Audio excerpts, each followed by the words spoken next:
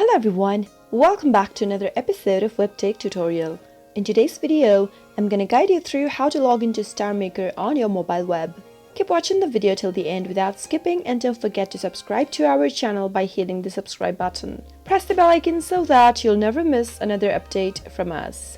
Now let's get started. First, tap open a web browser on your mobile device. In the search box, type in StarMaker Login and then search.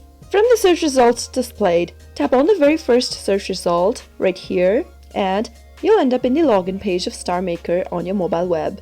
Enter your email address in the first text field that you see. Make sure to type in a valid email address that is associated with your account, and then on the next field, type in your password. Once you type in your password, you can go ahead and tap on the login button. You can also log into your StarMaker using your Facebook account and your Google account by tapping on these options at the bottom of the screen. Once you tap on the login button, you'll be logged into your StarMaker account. That is how you can easily log into your StarMaker account on your mobile web. I hope the tutorial was helpful to you. If it was, go ahead and give it a thumbs up. Feel free to comment down in the comment box if you have a question or a feedback for us. I'll be back soon with more tutorial episodes. Goodbye till then.